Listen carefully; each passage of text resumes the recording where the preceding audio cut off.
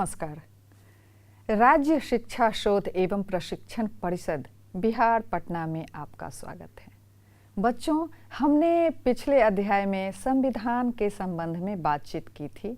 संविधान में क्या है, कैसे उसका निर्माण होता है, संविधान के अंदर क्या क्या किन किन उद्देश्यों को रखा जाता है, संविधान किस तरह देश की शासन व्यवस्था को प्रभावित करता है, जनता की आकांक्षाओं का प्रतिबिंब बना होता है। हमने इन सभी बातों पर, बिंदुओं पर विचार किया था और हमारे संविधान की आत्मा, जिसे कि मूल अधिकार कहा गया था, मौलिक अधिकार कहा गया था बच्चों, आज हम उसी अध्याय की बात करेंगे, यानी कि कक्षा 11वीं की राजनीति शास्त्र की पुस्तक के दूसरे अध्याय भारतीय संविधान में अधिकार की बात हम आज करेंगे।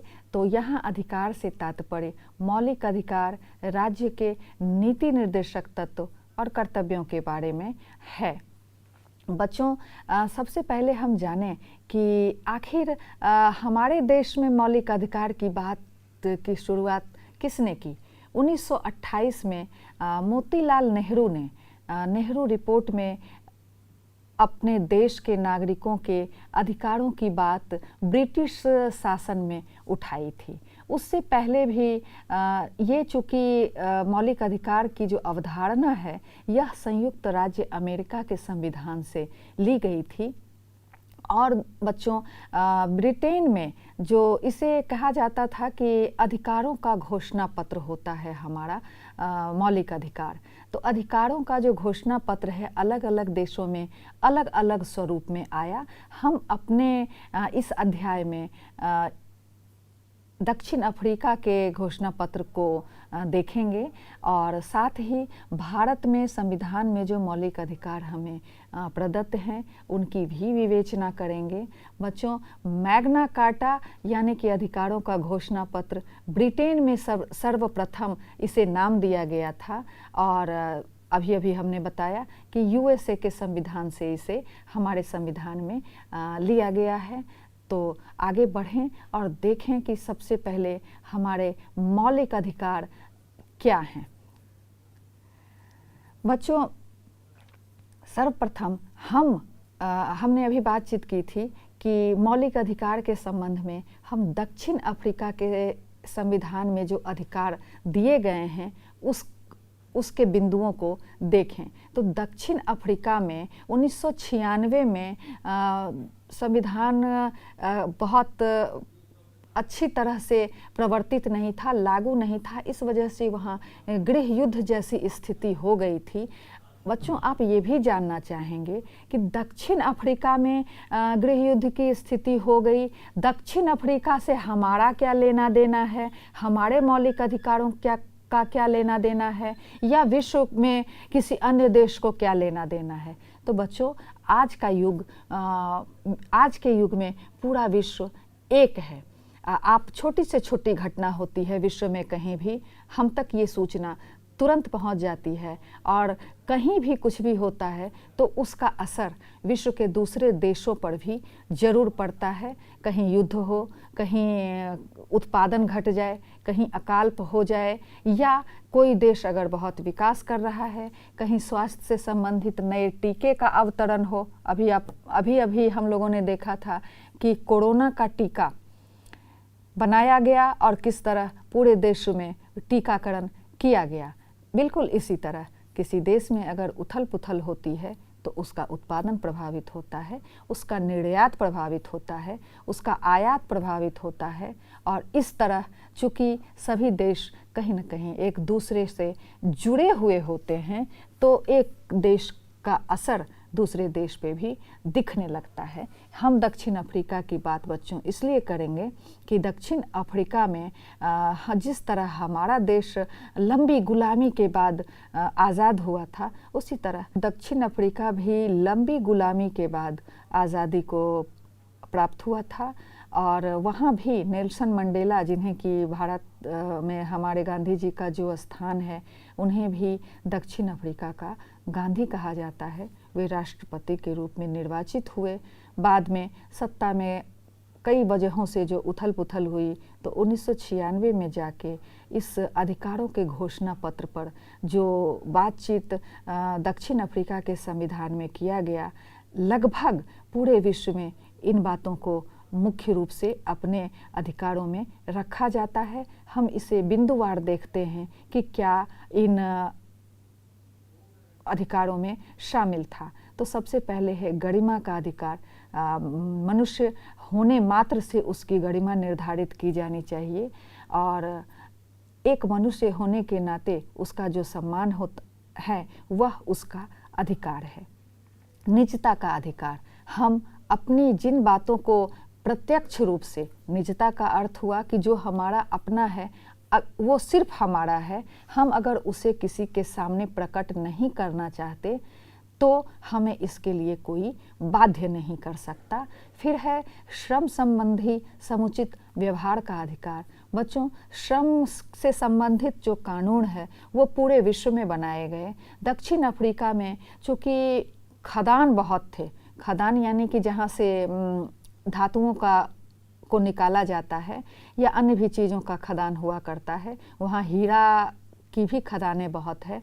तो खदानों में दूसरे देशों के मजदूर भी काम करते थे और बड़ी ही अमानवीय स्थिति में काम करते थे, यानी कि न उन्हें रोशनी मिलती थी, न उन्हें उचित भोजन मिलता था और उनके कार्य के जो घंटे थे वो भी बहुत ही अनुचित तरीके से बड़े थे।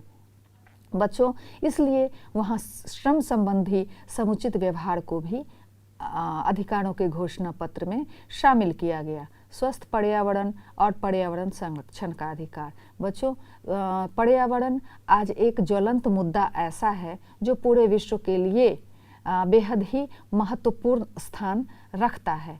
तो ऐसा नहीं है कि हमारे देश में अगर पर्यावरण बहुत बढ़िया है तो भी हम पर्यावरण के प्रदूषण से प्रभावित नहीं होंगे, क्योंकि हो सकता है कि हमारे देश के आसपास का जो देश हैं उनका पर्यावरण बहुत अच्छा ना हो, तो हवाएं पूछ कर नहीं चलती, जल भी अपनी सीमाओं में नहीं बहते, तो हम दूसरे देशों के हिस्से से प्रभावित हो सकते हैं। इसलिए यह अभी सभी देश के संविधान इस पर गौर कर रहे हैं।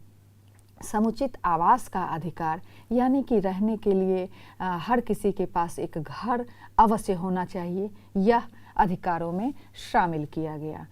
बाल अधिकार, बच्चों की सुरक्षा, शिक्षा, स्वास्थ्य, पोषण, इनका अधिकार, चूँकि बच्चे भविष्य के नागरिक होते हैं और उनके ही कंधे पे भविष्य की जिम्मेवारी टिकी होती है।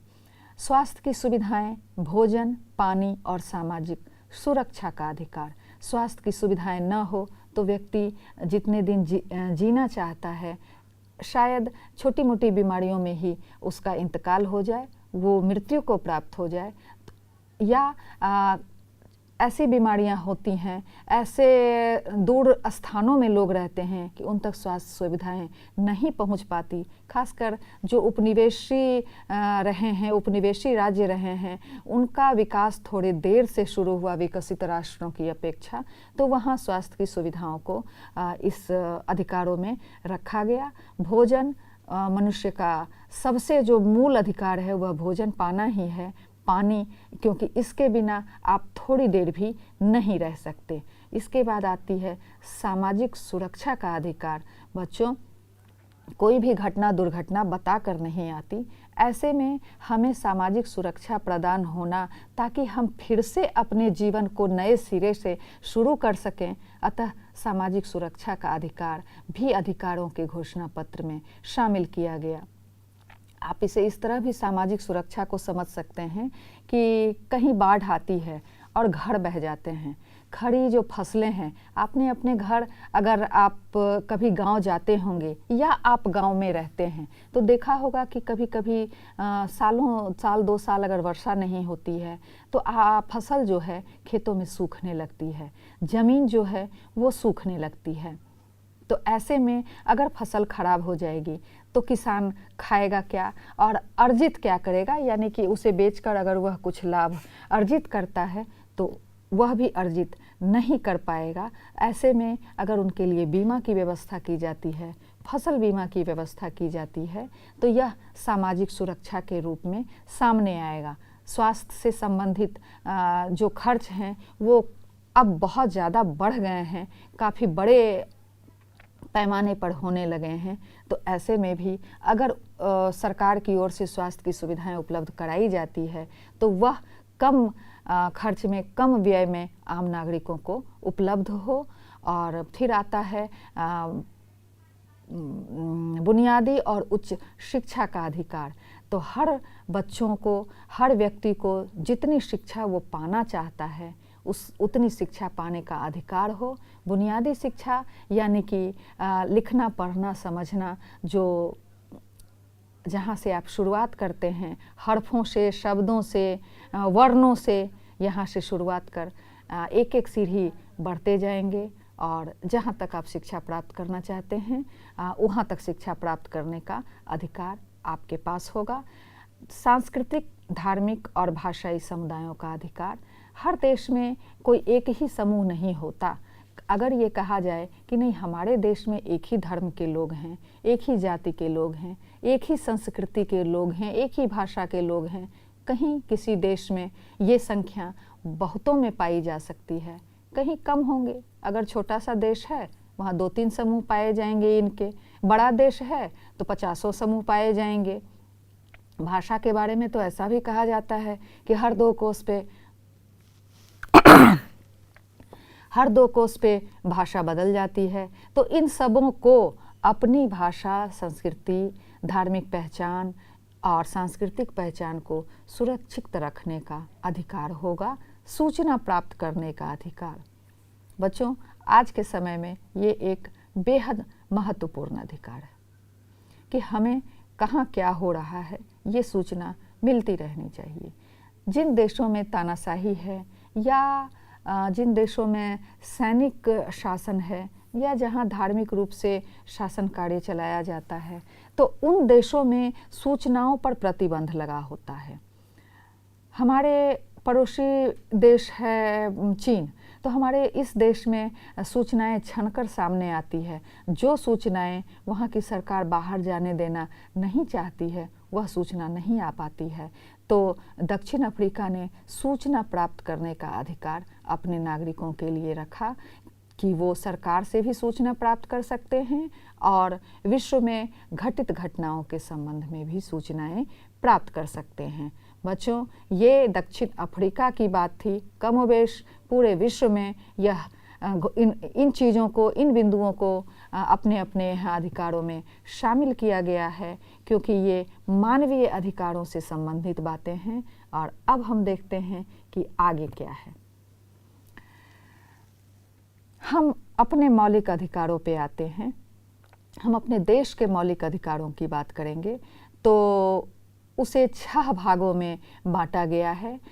धर्म की स्वतंत्रता का अधिकार, समानता का अधिकार, शोषण के विरुद्ध अधिकार, संवैधानिक उपचारों का अधिकार, संस्कृति और शिक्षा का अधिकार। इसमें सबसे पहले आता है समानता का अधिकार।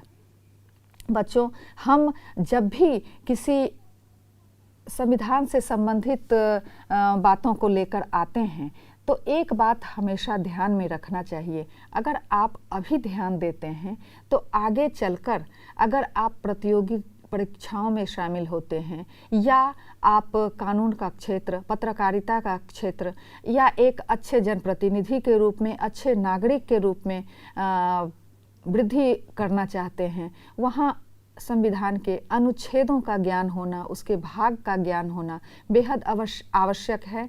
जो हमारे संविधान में भाग 3 में मौलिक अधिकारों को वर्णित किया गया है, हम इसे बिंदुवार अनुच्छेद के साथ देखेंगे। बच्चों, जिसमें सबसे पहला है समानता का अधिकार। आप देख रहे होंगे अपने स्क्रीन पे कि 2 बच्चे सूर्य की ओर देख रहे हैं। क्या अर्थ निकल सकता है इसका कि सूर्य जो अपनी रोशनी फैला रहा है तो वो उनमें कोई भेदभाव नहीं कर रहा है। प्राकृतिक रूप से वह अपनी रोशनी चाहे वह लड़का हो चाहे लड़की हो, दोनों पर समान रूप से फैला रहा है। समानता का अर्थ ही यही हुआ कि बिना किसी भेदभाव के हर अधिकार हर व्यक्ति को प्राप्त हो।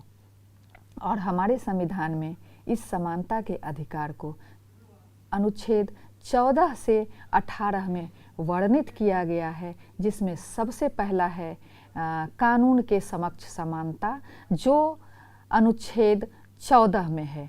कानून के समक्ष समानता यानी इसे हम विधि के समक्ष समानता भी कह सकते हैं। यह अनुच्छेद 14 में है।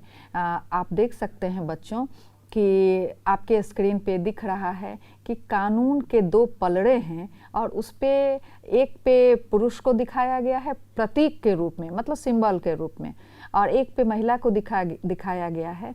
तो क्या हमारे समाज में सिर्फ महिला पुरुष ही होते हैं? नहीं, जातियों के आधार पे ऊंच नीच होती है, धर्म के आधार पर होता है कि कोई बहुसंख्यक है कोई अल्पसंख्यक है, कोई उच्च जाति का है कोई निम्न जाति का है, लिंग के आधार पर कोई महिला है कोई पुरुष है, किसी की भाषा अलग है, किसी का समुदाय बड़ा है किसी का समुदाय छोटा है, कोई दूरस्थ जगहों पे रहता है कोई बहुत उन्नत जगहों पे रहता है।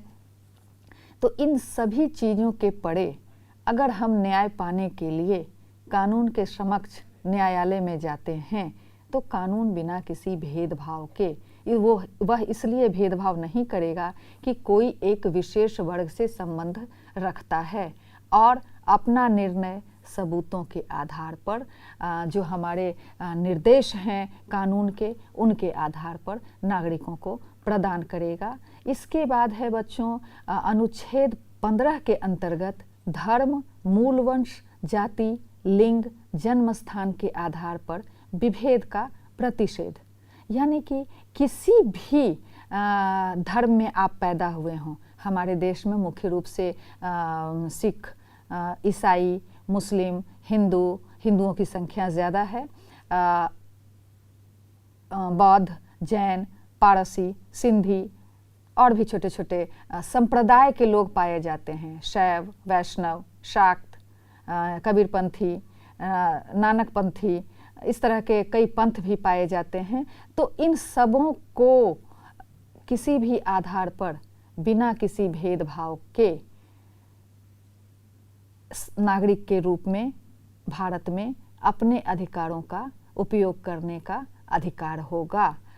चाहे वो इसके बाद है मूल वंश, वह उनका वंश कुछ भी हो, चाहे वो राजघराने में पैदा हुए हों, किसान के घर पैदा हुए हों, व्यवसायी के घर पैदा हुए हों, सरकारी कर्मचारी के घर में हों, या किसी छोटे हस्तशिल्प या किसी कलाकार के घर पैदा हुए हों, यानी कि मूल वंश के आधार पर उन्हें किसी भी भेदभाव का सामना नहीं करना पड़ेगा। फिर आती है जाति की बात। अभी अभी हमने बताया कि उच्च जातियाँ, निम्न जातियाँ, पिछड़ी जातियाँ, बेहद पिछड़ी जातियाँ, जनजातियाँ, मोटे तौर पे ये इनका आकलन किया गया है, जो कि एक बड़ी मात्रा में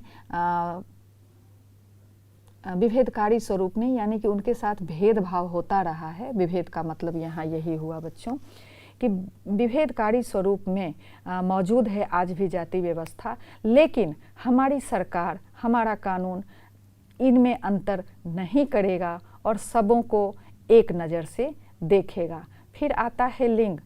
लिंग में बच्चों सिर्फ पुरुष और महिला की बात पहले हुआ करती थी, लेकिन अभी वर्तमान में आप जरा इन चीज़ को समझ लीजिए, क्योंकि यह जो अनुच्छेद है ये बेहद महत्वपूर्ण है और समता के अधिकार में अनुच्छेद 15 ही सबों का कह सकते हैं कि जड़ है।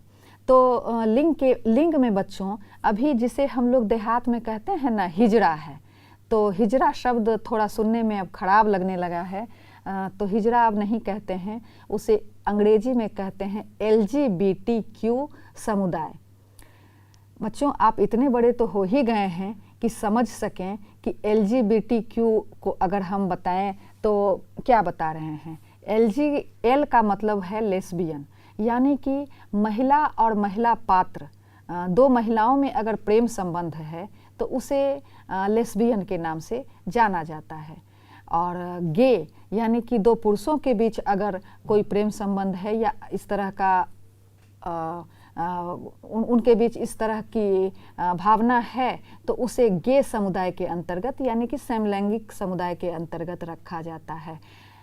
LGB यानी कि बी से अर्थ हुआ बाइसेक्सुअल, जो व्यक्ति दोनों ही समुदाय चाहे वो पुरुष हो या महिला हो दोनों से अपने संबंध बनाना चाहते हैं उन्हें बाइसेक्सुअल में रखा जाता है। T यानी कि ट्रांसजेंडर, जिसे कि हम किन्नर, हिजड़ा या छक्का, गाँवों में कहते हैं छक्का है छक्का, तो इनका भी अब जेंडर थर्ड जेंडर के रूप में यानी कि तीसरे लिंग के रूप में, उभय लिंग के रूप में, जिनमें कि कहा जाता है कि दोनों ही हो सकते हैं, स्त्रियों के भी गुण हैं और पुरुषों के भी गुण हैं, तो इन्हें भी किसी भी कारण से किसी भेदभाव का सामना नहीं करना पड़ेगा। अगर ये चाहते हैं तो विद्यालय में जा सकते हैं, महाविद्यालय में जा सकते हैं, व्यवसाय कर सकते हैं, नौकरियों में जा सकते हैं। हालांकि समाज में लंबे समय से इन्हें काफ़ी प्रताड़ित किया जाता रहा है और बहुत ही हीन भावना से, समाज में बहुत ही उपेक्षित भाव से इन्हें देखा जाता रहा है। लेकिन ये अपनी योग्यता के बल पर अगर चाहें तो हमारा देश, हमारा संविधान, हमारा कानून किसी भी तरह का भेदभाव नहीं करेगा। इसके बाद है बच्चों जन्म स्थान के आधार पर विभेद का प्रतिषेध। कहते हैं कि अपनी जो जन्मभूमि होती है उसका गौरव हमेशा ऊंचा रहता है। अब अपने राज्य से निकलकर जब हम जाते हैं, कहीं जाएंगे, किसी ने पूछा कहाँ से आए हैं, बिहार से, तो अगर किसी ने कह दिया अच्छा बिहारी हैं, तो ऐसे बोलते होंगे तो आप तो एकदम सुर ताल में बोलते हैं, शुद्ध हिंदी नहीं बोलते हैं, श को स बोलते हैं, साथ ही आप लोग साफ नहीं रहते हैं, तो कई ऐसी धारणा बन जाती है। अब पंजाबी की बात करें तो देख के ही एक नक्शा सा उभरता है, अरे दाढ़ी बढ़ी हुई होगी और उन्होंने ये पहना हुआ होगा, पगड़ी पहनी हुई होगी और वो बड़े लंबे चौड़े घोड़े से होंगे और सुबह सुबह उठ के केवल लस्सी पीते होंगे। तो ये एक धारणा सी बन जाती है, लेकिन जो मनुष्य है वो हर जगह उसमें मनुष्यता का गुण विद्यमान रहता है। इसी तरह अगर हम दक्षिण के राज्यों में जाएं, वहाँ हिंदी बोलने में लोगों को परेशानी होती है, उनकी वेशभूषा अलग है, तो वो भी कहते हैं कि हमारे यहाँ विज्ञान पढ़ने वाले बच्चों की संख्या ज़्यादा है। हम इसी तरह हम कहते हैं कि हम बिहार में सिविल सर्विस में जाने वाले बच्चों की संख्या ज़्यादा है। कहीं ना कहीं हम अपने गौरव का बखान करते हैं, लेकिन ये चूँकि हमें मानसिक रूप से उन्नत बनाता है, इस वजह से गौरव का होना भी स्वाभाविक माना जाता है। लेकिन किसी भी को भी हमारे देश में जन्म स्थान के आधार पर किसी तरह के विभेद का सामना नहीं करना पड़ेगा।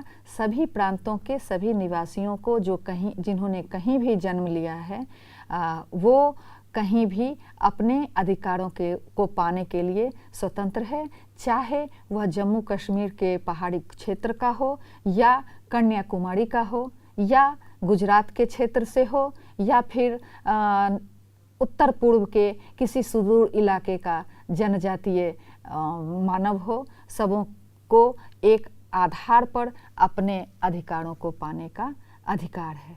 अब आते हैं बच्चों अनुच्छेद 16 पर, लोक नियोजन में अवसर की समानता।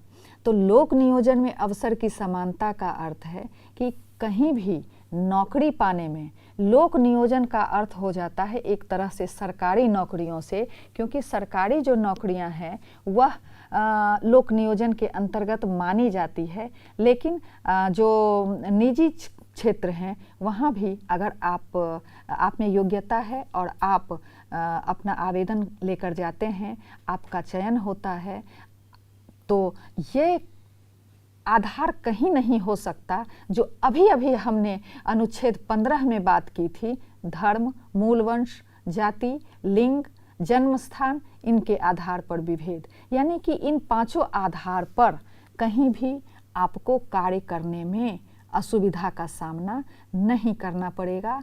हमारे संविधान में इसे मौलिक अधिकार में शामिल किया गया है। हाँ, तो बच्चों मज़ा आ रहा होगा। हम बढ़ते हैं अब अनुच्छेद 17 की ओर। ये हमारे देश में एक जो बुराई है, अभी भी ये बुराई चली आ रही है, इसके संबंध में है अनुच्छेद 17 अस्पृश्यता का अंत, यानी कि छुआछूत का अंत। बच्चों, छुआछूत का अंत हमारे संविधान की तरफ से कर दिया गया। कुछ समय पहले तक अभी भी जो सुदूर इलाके हैं, ग्रामीण इलाके हैं, जाति सूचक शब्दों का प्रयोग किया जाता है, लेकिन बच्चों ये गलत है, बिल्कुल गलत है। आप अपने जीवन में गांठ बांध लीजिए कि हम किसी को भी जाति सूचक शब्दों का प्रयोग किसी के भी संबंध में नहीं करेंगे। हम मानव मात्र हैं और हर किसी के अंदर मनुष्यता है, एक मानव विद्यमान है। तो जिस तरह मैं हूँ उसी तरह हमारा सामने वाला भी है। हम इस आधार पर किसी भी तरह का भेदभाव नहीं करेंगे। और बच्चों, इस अनुच्छेद का जो मूल अर्थ है कि अगर हम एक कक्षा में बैठे हैं और एक निम्न जाति का बालक आता है या बालिका आती है और उसको अगर बच्चे कहते हैं हटो हटो तुम तो नीची जाति के हो, तुम हमारे बगल में नहीं बैठ सकते, तो यह हमारे संविधान के इस अनुच्छेद का उल्लंघन होगा। और कहने वाले, ऐसा करने वाले जो लोग होंगे वो सजा के हकदार होंगे। यानी कि छुआछूत का हमारे कानून में, हमारे संविधान में अंत कर दिया गया है। इसलिए इसका प्रवर्तन, इसका किसी भी रूप में पालन बेहद निंदनीय है। अनुच्छेद 18 उपाधियों का अंत। बच्चों, हमारे पुराने समय में, यानी कि जब हमने स्वतंत्रता प्राप्त नहीं की थी, तो अंग्रेज किसी किसी को उपाधि दिया करते थे, राय बहादुर, सर, खान।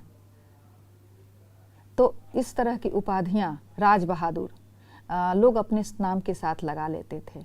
जब स्वतंत्रता की प्राप्ति हमें हुई तो इन तरह की उपाधियों का अंत कर दिया गया। मतलब कोई भी व्यक्ति कोई उपाधि नहीं लगा सकता है। सिवाय इसके ये जानना यहाँ आवश्यक होगा कि कई लोग कर्नल लगाते हैं, डॉक्टर लगाते हैं या फिर प्रोफेसर लगाते हैं। वो उनकी शैक्षिक उपाधि है जो उन्होंने अपनी योग्यता के आधार पर अर्जित की है। बच्चों, सेना की उपाधि या जो सैनिक शहीद हो जाते हैं या जिन्होंने अपनी वीरता का, अपनी अदम्य साहस का, त्याग का बहुत अनुपम प्रदर्शन किया होता है, उन्हें भारत सरकार सम्मान प्राप्त करती है।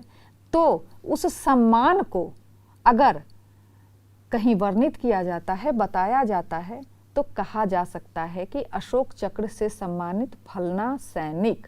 तो उपाधियों का इस तरह अंत कर दिया गया और भारत सरकार सम्मान पूर्वक जो उपाधियां देती है उसका हम जिक्र कर सकते हैं। हम किसी भी उपाधि को धारण नहीं कर सकते। तो बच्चों, ये एक समानता का जो अधिकार था, ये बेहद महत्वपूर्ण है और हमारी शुरुआत इसी अधिकार से हुई है। और अनुच्छेद भी हमने देखा। बच्चों, आप इसे हमेशा याद रखिएगा, आपकी परीक्षा में ये काफ़ी सहायक होगा, आपको अपने अधिकारों के प्रति सजग करने में बेहद सहायक होगा। बच्चों, हम आगे इसी मौलिक अधिकार के अगले भाग की चर्चा अगले अध्याय में करेंगे। अभी हम इसे यहीं समाप्त करते हैं। मैं उम्मीद करती हूँ कि आपने इन बातों को समझा होगा। अब हमें अगले अध्याय में जाने की इजाज़त दीजिए। नमस्कार।